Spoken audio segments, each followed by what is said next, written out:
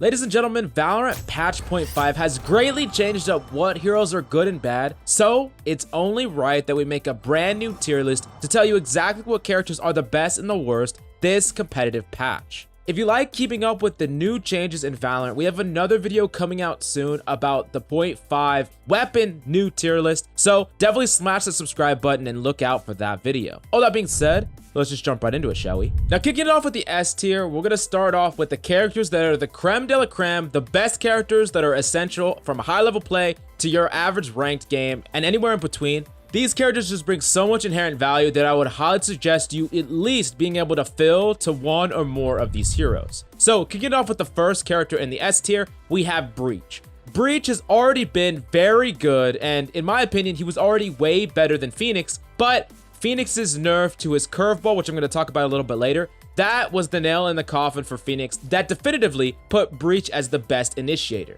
You need to have an initiator on every team, and Breach is the best of the two. Being able to flash peek enemies, check multiple angles, Breach has so much utility that lets him set up for unfair advantages, especially when you play with any sort of synergy. Breach is definitely an insane character, and he definitely belongs in the S tier. Now, moving on to the next character in the S tier, this one might surprise you, but it's actually Sage. Now, I know Sage has gotten a lot of nerfs recently. Her slows got nerfed dramatically. Now they only slow from 65% to 50%, and they only last 7 seconds, down from 9 each slow. And on top of that, her barrier got increased from 200 credits to 300 credits. So that's a lot of nerfs to Sage, but the fact that she's still in S tier should just show you just how far ahead she was before. Sage was frankly completely overpowered. She was dominant, far above almost every character in the game, and even with all these nerfs, she's still essential. Barrier orb, slows, res, all these things are just so essential for team synergy and cohesion. Sage is probably a shoo-in for every single team composition, and as such, she definitely deserves an S tier spot still. Even if she's quite a bit weaker than she was, she probably would have actually been in like triple S tier before, and now she's just in S tier. Now, moving on to the last character we have in S tier is a character I'm actually reluctant to put in this tier because it's my main, and I don't want people playing it and stealing it from me in ranked.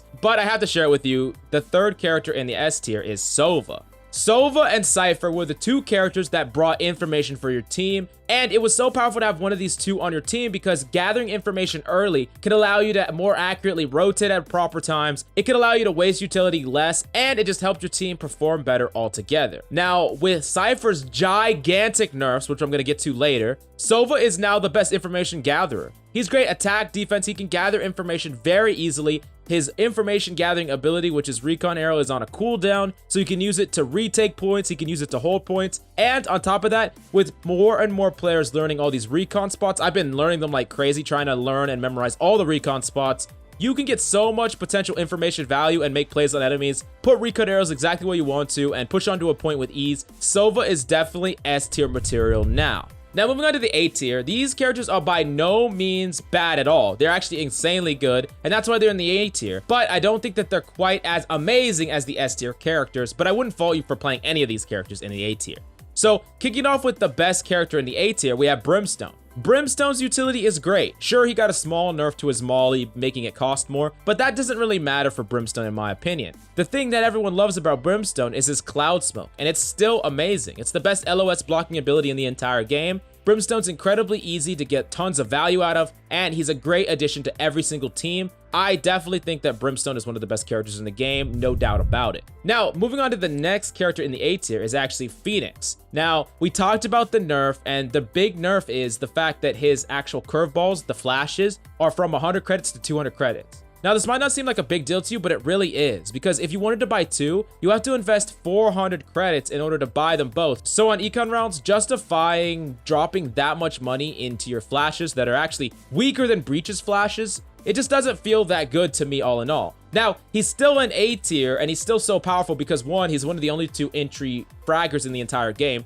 There's only two, Breach and Phoenix. And two, he is actually better at flanking than Breach is in my opinion because he can self-heal, he has an ultimate that lets him gather information and go in, and he has LOS blocking abilities. He has a more well-rounded kit, and I wouldn't fault you for playing him in any situation, but I don't think he reaches the raw power level of Breach right now. That's why he's only in the A tier and not in the S tier.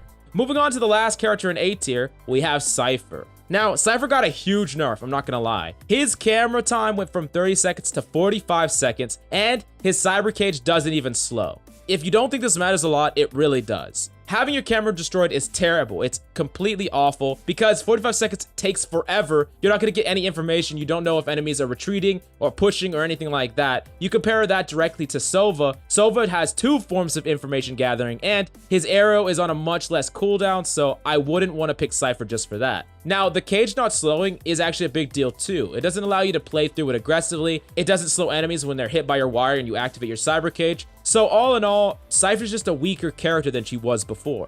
He probably deserved to be S tier before. Now he's at the bottom barrel of A tier. I don't think he's weak by any means. And like I said, he's one of only 2 information gatherers in the entire game. So he's gonna be strong just because of that fact. But I do think that this is really going to separate just your casual Cypher player from people who are dedicated to master the hero, because it's a lot harder to just get free value on him. It's a lot harder just to filter him unless you really know the ins and outs, the good camera spots, you know how to utilize his kit, and you're a master at Cypher. Now moving on to the B tier, these are characters that are very good and they have a lot of potential, but a lot of these characters need to be used in the right hands. They're not just a character that you could just pick up and play. They're not a character that if you don't know what you're doing, you're going to get a lot of value out of. These are characters that either don't get as much value inherently as other characters, or they need some sort of specialization into them. So the first character on the list is Viper. And Viper, I actually think I misrated before. She has a ton of potential to potentially replace Brimstone in a lot of situations. Yeah, Brimstone, the A tier, the top of the A tier character. If you learn a lot of the smoke wall rollouts, she can get some insane LOS blocking locations. Now, if you don't know these rollouts, you're going to have a lot of trouble being aggressive with Viper in the same way that you could. So definitely, if you want to play Viper, learn all of the possible rollouts for these abilities. On top of that, the fact that her wall is reusable lets her solo hold sites a lot easier. She could stall for time, get the regroup. If someone wants to rush in, she can really easily hold a site. And then lastly, the fact that she can get one-sided toxic orbs, which a lot of players have been figuring out, really just push her over the edge, in my opinion. I think that Viper has a lot of potential to be one of the better characters in the game as soon as players get better at her as a community. Now, moving on to the next character in B tier, we have OMEN. Now, that buff, the buff from 12 seconds to 15 seconds and a faster smoke is actually some serious buffs for OMEN. That 15 seconds puts him in line with Brimstone smokes, which is pretty strong because Brimstone smokes last forever. Now, he's not as easy or accessible as someone like Brim in the utility category, but he is a follow-up frag dueler. He brings more to the table than just utility. He could teleport in, make aggressive plays. So I do think that all in all, in the frag dueler category, he's just going to be better than Raze and Jet most of the time. And I do think that OMEN is actually a really solid character, and I wouldn't fault you for playing him at all. Now, going down to the bottom of B tier, we have Raze. Raze, unfortunately, was too good for her own good, got a lot of community hate, and then she got nerfed multiple times. First, her shells got nerfed, then her abilities got a cost increase. She is fine, and she could definitely get some value. She's a lot easier to play around now. People have gotten better at playing around a Raze, and she's not essential by any means. I think that she could be filling out the 5th spot in any team composition, but most of that team composition could be filled with better characters more often than not, and I don't think she's essential. In any team composition, I wouldn't miss her if you didn't have her. Now, moving on to the last tier, unfortunately, you know who's in this tier. It's Jet. Now, Jet did get a buff. Her updraft cost is down from 200 to 100, which is pretty cool, I'm not gonna lie. However, Jet is just pound for pound one of the weakest characters in the entire game in the utility category. Well, she is one of the only characters besides Phoenix and Breach that can hyper-peek corners because she has her tailwind. She just has too little utility and power level to justify running her. If you really want her to be extremely fun and awesome, email Riot, spam email them and say that you want to give her a tailwind per kill and not per 2 kills. That would be an insane change for her, and I think it'd be really fun and might push her up the tier list. But for right now, I really do think that Jet is the weakest character in the game. All things considered, though, the difference between even the C tier and the S tier is not that large when you think about it. Gunplay matters more than anything. So if you're insane at Jet and you can really utilize the fact that she has some sort of mobility, then by all means, don't be afraid to play her. I just warn you that right now in the state she's in, she is just fundamentally underpowered compared to many of the characters on the list. Anyways, like I said, we're going to be coming out with a 0.5 patch weapon tier list coming out soon because there were tons of changes to weapons that are vastly important. So definitely smash that subscribe button and check it out. If you agree, disagree, or if there's any characters you would switch around on my list, definitely let me know in the comments down below, and I would love to hear your insight.